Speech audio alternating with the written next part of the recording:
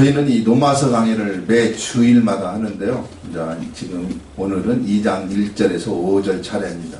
그래서 이 2장 1절에서 5절 말씀을 가지고 남을 판단하지 말라라는 제목의 말씀 가지고 우리 오늘을 나눠보자 합니다. 바울은 오늘 본문에서 복음을 받아들이지 아니하고 복음 전파에 방해가 되는 두 종류의 사람을 우리에게 소개하고 있어요. 첫째가 오늘 본문 1절에서 3절까지 기록되어 있죠. 스스로 의롭다고 생각하면서 하나님의 심판은 자기들에게는 해당하지 않는다고 생각하는 사람들이 있다는 거예요. 자기 잘난 마음에 살아가는 그런 사람들이죠. 이런 사람들은 쉽게 다른 사람을 판단하는 그런 경향이 있습니다. 도덕주의자들이 그런 경우가 많아요. 두 번째로 4절 말씀에 기록되어 있어요. 아예 하나님의 심판 자체를 무시해버리는 그런 사람들이 있어요. 심판? 웃기고 있네. 그런 것이 어디 있어. 인생을 즐기기나 하자. 노세노세 젊어서 놀아. 늙어지면 못 놀아나니 건강할 때 마음껏 인생을 즐기자라는 그러한 사람들이에요. 이런 자들에게 사도 바울은 오늘 본문 5절에서 뭐라고 경고하고 있습니까? 다만 내 고집과 해개치 아니한 마음을 따라 진노의 날 곧 그날에 곧 하나님의 의로우신 판단이 나타나는 그날에 이 말 진노를 내게 쌓는도다. 이런 말이에요. 너희가 복음을 받아들이지 아니하고 하나님의 복음을 대적하면서 너희가 무사하리라 이렇게 생각하지 말라는 것입니다. 그렇지 않다는 거예요. 너희는 지금 하나님의 진노를 쌓아가고 있는 거예요. 진노의 그날에 하나님의 의로우신 판단이 너희에게 나타나는 그날에 너희가 쌓아놓았던 무서운 하나님의 진노가 한꺼번에 너희에게 임한다. 이런 말씀이죠. 각오해라 이런 말이에요. 사람마다 자기 잘난 맛에 산다는 말이 있습니다. 사람들은 대개 자기 중심적으로 모든 것을 생각하고 판단을 하고 있어요. 개인뿐만 아니라 민족들도 그래요. 독일 사람들은 자신들은 게르만족 민족으로서 세계에서 가장 우수한 민족으로 자랑하며 타 민족을 멸시하고 있습니다. 우리 한국의 이웃나라 일본은 소위 신국, 태양신, 그래서 이 국기에 태양신을 넣었다고 해서 다른 나라 백성들과 전혀 구분된 그러한 백성이라고 자랑하고 답니다. 특별히 일본 사람들은 한국 사람들을 조센징이라 이렇게 말해요.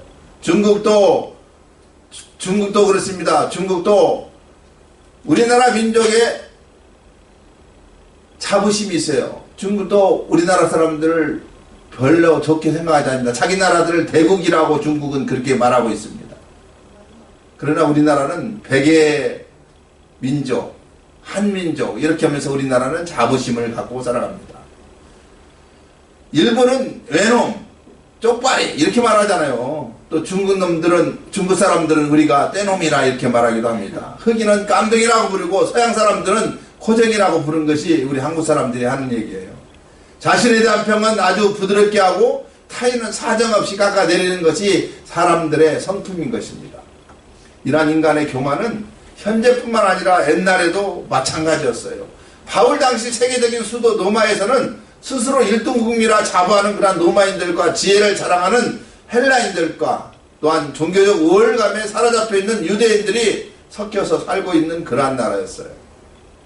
바울은 이러한 사람들이 모이는 이 로마교회에 편지를 보내기를 로마서 1장 18절에서 이 32절 내용을 보면은 이방인들 곧 로마인들 헬라인들의 몰직한 그런 종교적인 타락과 윤리 도덕의 타락을 통박하면서 로마서 1장 29절에서 31절에 21가지 죄악을 열거하고 또한 그런 죄에 빠진 이방인들은 사형에 해당된다. 즉 지옥이 가야 마땅한 존재라 사정없이 그렇게 비방하고 퍼부었던 것이죠.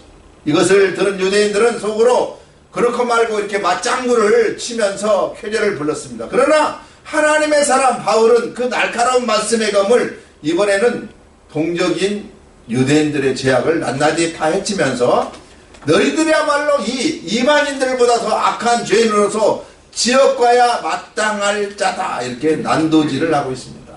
그것이 오늘 본문으로부터 시작하여 이 로마서 3장 8절까지 말씀으로 기록되어 합니다. 먼저 오늘 본문 1절입니다. 그러므로 남을 판단하는 사람아 물론 누구든지 내게 편개치 못할 것으로 남을 판단하는 것으로 내가 너를 정죄함이니 판단하는 내가 같은 일을 행함이니라 이렇게 기록하고 있습니다. 그러므로 앞장 18절에서 18절에서 32절의 접촉사로서 이방인들의 죄를 지적하는 것을 보고 쾌제를 부른 유대인들을 향하여 말하고 있다는 것이죠. 그 당시 유대인들은 선민이라는 그런 월감 속에 빠져서 이방인들을 우습게 보고 판단했던 그러한 사람들. 어휴, 저 병신들. 저러니까 저주를 받고 하나님께 버림을 받지 정죄하고 판단했던 그러한 사람들이었습니다. 사도 바울은 그러한 유대인들을 향하여 그러므로 남을 판단하는 사람아, 여기서 판단은 두 가지 사이를 구별 짓는 것이죠. 판단하다, 심판하다는 의미를 가지고 있어요. 세상은 판단하는 자와 판단받는 자가 있어요. 그런데 사실은 사람들 모두는 판단하는 자라 이렇게 말할 수가 있습니다. 사람들은 판단하기를 좋아해요. 설교하는 저 자신도 남을 판단하는 그러한 편에 속해 있다는 것을 고백합니다.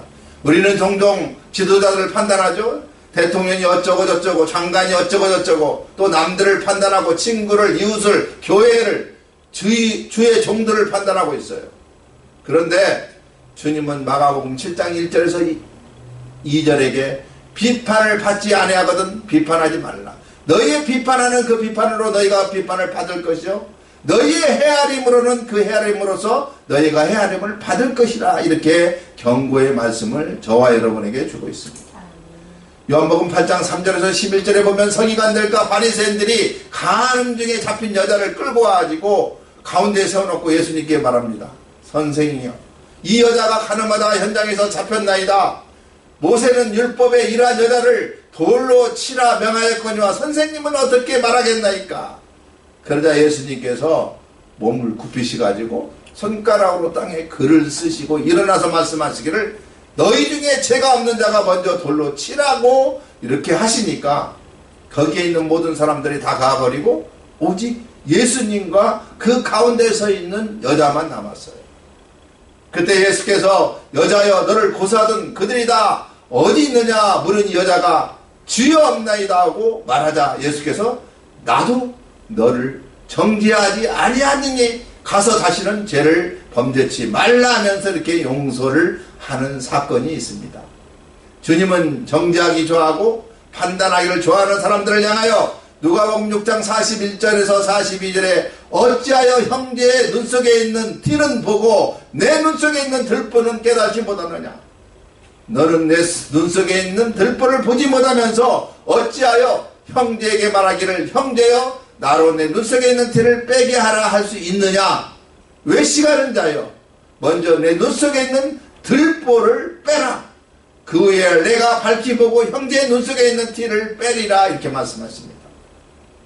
사람들은 남을 칭찬하는 일에는 인색하고 관심이 별로 없어요. 그러나 남을 악평하고 험담하는 일에는 얼마나 흥미와 관심이 있는지 몰라요.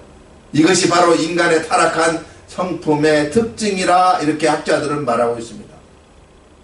그 당시 유대인들은 자기들만 하나님이 선택해준 백성이라는 선민의식 사상이 너무나 강했어요. 그리고 그들에게는 타민족과는 달리 하나님이 있고 하나님이 정해주신 율법과 계명이 있고 성경이 있고 성전이 있고 하나님을 향한 예배가 있고 하나님의 보호와 능력과 기적의 역사를 가진 민족이라고 자부하고 살았던 그러한 민족들이었어요. 그런데 그 선민의식이 너무나 고조되다 보니까 자기들의 교만으로 빠지게 됩니다. 그렇잖아요. 우리 한국에서도 너무나 많다 보니까 갑질하는 사람들이 너무나 많아요. 자, 그들은 할례를 행하고 율법을 지키면 이미 구원을 얻고 심판을 면할 수 있다고 그렇게 생각을 했어요. 그러나 이방인들을 죄악시했고 심판의 대상자로 볼 수밖에 없었던 것이죠. 자기들만 구원받고 자기들만 주어지는 축복인 줄 알고 소로보이니게 여인 등 이방인들을 개취급했어요. 그러나 로마서 3장 9절에서 10절에 보면은 유대인이나 헬라인이나 다 죄 아래 있다고 선언하고 의인은 없나니 하나도 없다고 분명하게 말씀해주고 있어요. 남을 판단하는 것은 하나님의 관점에서 볼 때 죄인이 죄인을 판단한 것과 똑같은 것이죠. 오직 판단은 인간을 창조하시고 다스리시는 하나님만 인간보다 뛰어난 통찰력과 능력을 가지고 판단할 수 있다는 거예요. 다만 우리는 지금 자신을 스스로 판단할 줄 알아야만 합니다. 남을 판단하는 게 아니라 내 자신을 판단할 줄 알아야 해요. 내가 지금 바로 행하고 있는가? 바로 가고 있는가? 바로 믿고 있는가?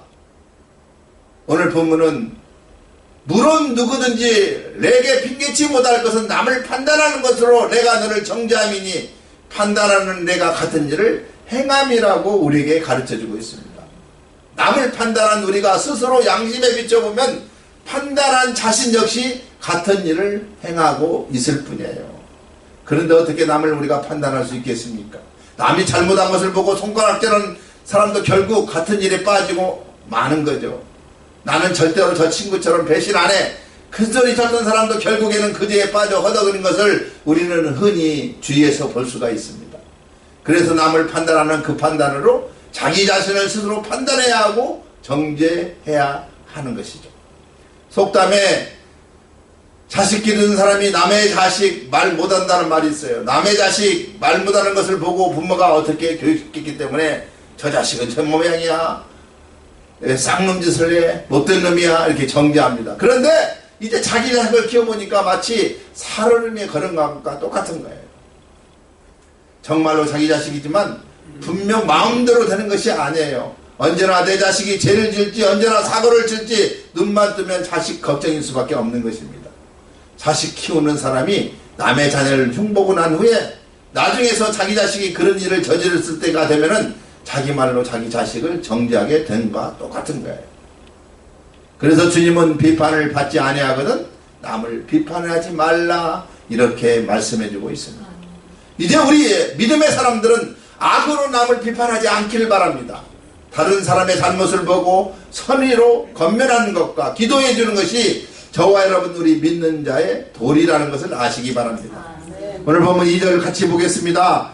이런 일을 행하는 자에게 하나님의 판단이 진리대로 되는 줄 우리가 아노라. 그렇습니다. 세상에는 참된 판단이 있을 수 없어요. 그러나 하나님의 판단은 진리대로 행하는 것이죠.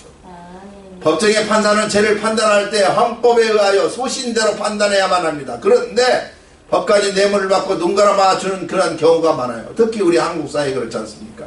지금은 문재인 정부라서 많이 시정되고는 있기는 사실이에요. 그러나 아직도 사법부가 특히 검찰이 저울 줄을 바로 세우지 못하고 있고 오직 하나님의 법은 정확하다는 것인데 하나님은 최고 심판주가 되어주시면서 사람을 정죄하되 진리 가운데 하고 사람을 심판해도 진리대로 하시기 때문에 우리 하나님은 언제나 공평하신 하나님이다 이렇게 우리가 말합니다.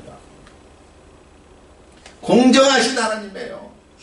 다니엘 5장을 보면 바벨론의 느부갓네살 왕의 아들 벨사살이 왕이 되면서 자기의 아버지보다 더 교만해서 하나님을 못 어겼어요. 벨사살이 하루는 연예인을 배설하고 나서 흥겹게 놀다가 벼랑간 예루살렘 성전에서 탈취한 그 성전 기물을 가져오라고 명령합니다. 그리고 그 그릇에다 술을 부어 마시면서 하나님을 못 어그래요. 이때 왕의 맞은편 벽에 손이 나타나는데 글을 썼는데 뭐라고 썼는지 아십니까? 메데 메데 테겔 우바라시. 왕을 하나님의 저울로 달아보니 함량미달이라는 것이에요. 그래서 메데와 바사의 신생국에 결국은 그 나라를 넘겨줄 수밖에 없었던 것이었죠. 시편 기자는 진실로 천한 자도 헛되고 높은 자도 거짓되니 저울에 달면 들려 익힘보다 경하리라고 이렇게 노래를 했어요.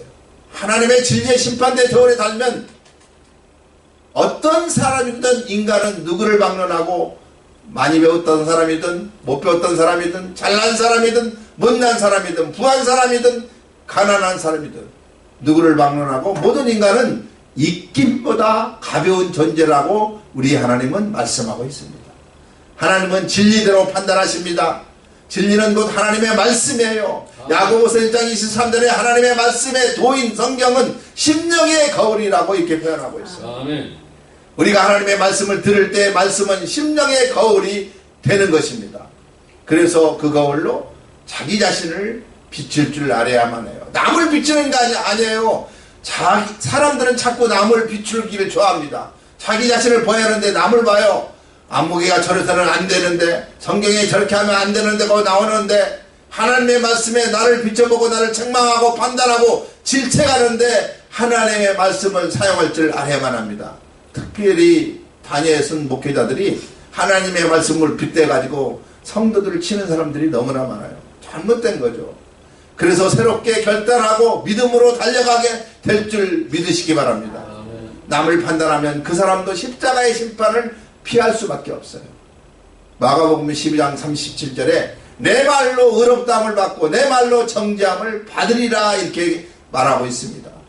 오늘 본문 3절에는 이런 일을 행하는 자를 판단하고도 같은 일을 행하는 사람아 내가 하나님의 판단을 피할 줄로 생각하느냐 이렇게 말씀하고 있어요. 똑같다는 거예요. 당시의 유대인들은 예를 들어서 생각을 한번 해봅시다. 저들은 이방 사람들이 우상 숭배를 한다고 판단을 했어요. 그러면서 자기들은 사람이 만든 조상의 유전을 지키니라고 하나님의 계명을 마음대로 범했던 그러한 사람들이었어요. 이방인들이 우상을 숭배함으로써 하나님의 계명을 범하는 것이나 유대인들이 사람이 만든 조상의 유전을 지킨다고 해서 하나님의 계명을 어긴 것이나 하나님 보시기에는 다를 바가 없었다는 것이죠. 똑같은 죄인이에요. 그래서 바울은 남을 판단하고 자기도 같은 일을 행하면은 어떻게 하나님의 심판을 피할 수 있겠느냐 이렇게 오늘 본문의 내용을 통해서 반문해주고 있습니다. 우리는 쉽게 남을 판단하고 자신도 판단받지 않을 줄 아는 그러한 사람들이 되시길 바랍니다. 그런데 오늘 본문은 남을 판단하면 하나님께서도 당신을 판단하신다고 말씀하고 있어요. 그렇습니다. 다른 사람이 범죄한 것을 판단하고 정죄하는 것은 자신이 같은 죄를 범하면 하나님의 심판을 피할 수 없는 것은 당연한 일일 수밖에 없어요. 하나님은 사람을 외모로 보고 판단하지 않고 그 행위가 진리에 맞느냐 맞지 않느냐에 따라서 우리 하나님은 판단해 주시는 것입니다. 하나님의 말씀에 어긋나는 것은 누구를 막론하고 반드시 하나님의 심판을 받을 수밖에 없다는 거예요. 바울이 오늘 본문 1절에서 3절에게 말하고 있는 논리는 아주 간단하고 분명합니다. 3단 논법으로 설명하고 있잖아요. 첫째, 사람이 죄를 지으면 하나님의 심판을 받을 수밖에 없다. 두 번째로, 남을 판단하는 자도 똑같은 죄를 짓고 있는 것이다. 세 번째로, 결론은 그러므로 남을 판단하는 사람에게도 하나님의 심판은 임할 수밖에 없다. 사도 바울이 지금 이것을 저와 여러분에게 말씀해주고 있어요. 오늘 본문 4절입니다. 혹 내가 하나님의 인자하심이 너를 인도하여 회개케 하심을 알지 못하여 그의 인자하심과 용납하심과 같이 참으심의 풍성함을 멸시하느냐. 혹이란 말은 우리가 잘못 생각해서란 그런 뜻이에요. 하나님께서 사람을 만드셨기 때문에 우리를 인도하여 죄 지어서 넘어지고 쓰러질지라도 회개하도록 하기 위해서 오래 참고 기다리시는 줄 모르고 하나님께서 잊어버렸다고 생각하기 쉽다는 것이죠. 여러분, 사람이 하나님 앞에 잘못한 것이 많이 있으나 당장 하나님의 심판이 내려지지 않는 것은 하나님의 인자하신 그 자비와 궁유를 베풀어서 그 사람이 회개하기를 기다리는 기간이기 때문에 그렇다는 것이죠. 그러나 그 기간이 다 차도록 회개하지 않으면 하나님의 심판이 임할 수밖에 없습니다. 노아의 홍수 때를 한번 기억해 보세요. 죄악의 가장함을 보시고도 몇 년을 참았습니까? 120년 동안 꾸준히 우리 하나님께서 인내를 가지고 참으셨어요. 하나님은 우리가 죄를 회개하기를 참고 기다리고 있습니다. 하나님은 인자하신 분이에요. 시편 103편 8절에 여호와는 자비로우시며 은혜로우시며 노하기를 더디하시며 인자하심이 풍부하시도다 이렇게 하나님의 성품을 기록하고 있습니다. 여기 세 가지 탄에 주목해야만 합니다. 자비와 은혜와 인자입니다. 자비는 불쌍히 여기는 마음이고 은혜는 하나님께서 우리에게 주시는 값없는 선물이며 인자는 부드럽고 너그러운 마음을 가리키고 있습니다. 구약의 사람들은 하나님을 무서운 하나님으로 알고 있어요. 하나님을 가까이 하기 힘든 하나님으로 알고 있고 매일 때리시고 진노하시는 하나님으로 잘못 알고 있었던 사람들이었습니다. 그러나 믿음의 사람 다윗은 하나님을 자비와 은혜와 또한 인자가 풍성하신 하나님이라고 고백하고 있다는 것을 볼 수가 있습니다. 물론 하나님은 공의의 하나님이십니다. 죄를 용납지 아니하시고 죄를 벌하시는 공의의 하나님이세요. 그러나 그 죄를 회개하기만 하면은 우리 하나님은 인자하신가 용서하신가 참으심이 풍성하신 그러한 하나님이시기도 하십니다. 집 나간 탕자가 깨닫고 돌아올 때 얼싸안고 반겨주는 사람의 그러한 모습이에요. 우리를 용서하여 주십니다. 하나님께서 인간들에게 강압적으로 예수를 믿으라고 회개하라고 할 수 있는 능력이 없어서 참고 기다리는 것이 아니에요. 하나님께서는 천사들을 이 땅에 보내시고 밝은 대낮에 뇌성번개로 번쩍치면서 하나님의 음성이 천지를 진동하면서 회개하라고 강압적으로도 할 수가 있는 그런 분이에요. 그러나 하나님께서는 그 편을 택하지 않습니다. 예, 그럴 것 같아요.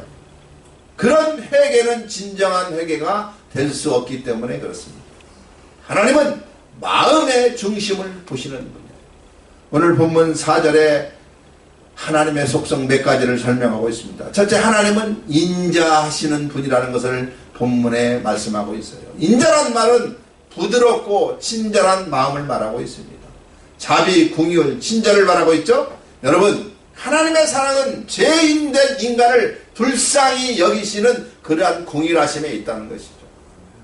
하나님은 오늘도 저와 여러분 우리 죄인들을 불쌍히 여기시며 오래 참고 회개하고 돌아오기를 기다리는 분이에요. 두 번째, 하나님은 우리를 인도하시는 분으로 나타나고 있습니다. 너를 인도하여 죄의 길에서 의의 길로 인도해 주신다는 거죠. 세상의 길에서 이 예배의 자리로 우리 하나님께서 오늘 인도해 주셨어요. 사망의 길에서 생명의 길로, 질병에서 건강으로, 실패와 좌절에서 성공으로, 승리로 인도하시는 그러한 좋으신 하나님이에요.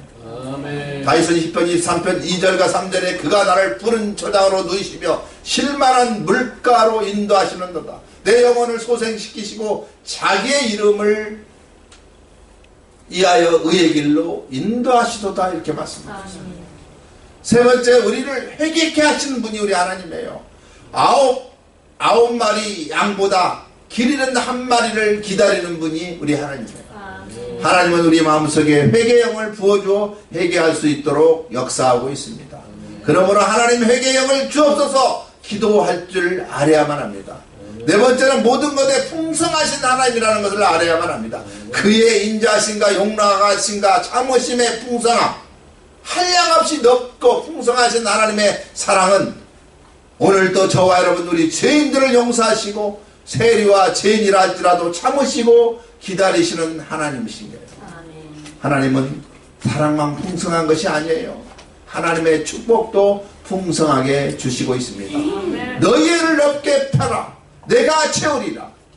오늘 본문 5절 한번 봅시다. 다만 내 고집과 회개치 아니한 마음을 따라 진노한 날, 곧 하나님의 의로우신 판단이 나타나는 그날에 이 말 진노를 내게 쌓는도다. 무슨 말이에요? 복음을 받아들이지 않으면 하나님의 복음을 방해하면서도 무시하리라고 생각하느냐, 이런 거예요. 천만의 말씀이라는 거예요. 그렇게 하는 것은 무엇을 쌓아가고 있다고 말하고 있습니까? 진노를 쌓고 있다는 거예요. 지금 복음을 방해하는 사람들은 나중에 정해진 때 한꺼번에 타게 될 하나님의 무서운 진노를 쌓아가고 있다는 것입니다. 그러면 정해진 때가 언제라는 거예요? 하나님께 정하신 그날이에요. 진노의 날이에요. 하나님의 의로우신 판단이 무섭게 나타나는 날을 말하고 있습니다. 하나님의 복음을 받아들이지 아니한 사람들에게 이 말 하나님의 진노의 양은 무엇에 따라서 결정이 된다고 말하고 있습니까? 두 가지가 있죠. 고집과 회개치 아니하는 마음이에요. 고집 피우지 말라는 겁니다. 고집을 피우면 필수록 나중에 임하게 되는 하나님의 진노는 더욱더 많아질 수밖에 없어요. 그리고 회개하지 아니한 마음을 따라서, 회개치 아니한 정도에 따라서 하나님의 진노의 양도 달라진다고 말씀하고 있습니다. 고집하는 자, 고집, 완고, 완악이란 말은 마음이 오직 불신으로 가득 찬 사람을 말하고 있습니다. 세상에는 고집 때문에 망한 사람들이 너무너무나 많이 있어요. 현명한 사람은 고집을 부릴 때와 참을 때를 잘 분별할 줄 알아요.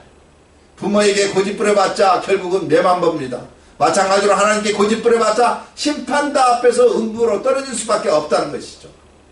회개하지 않는 자, 회개는 인간의 마음이 하나님께 돌아온 것을 말합니다.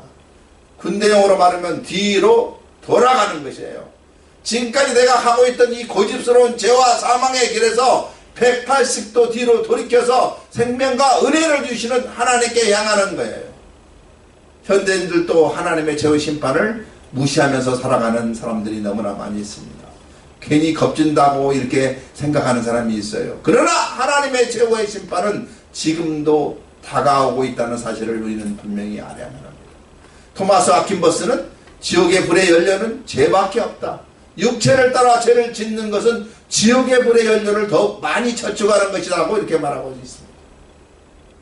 사랑하는 여러분, 고집 부리지 말고 회개하여서 하나님의 진노를 받지 않는 저와 여러분이 다 되시기를 예수님의 이름으로 축원드립니다. 기도하겠습니다.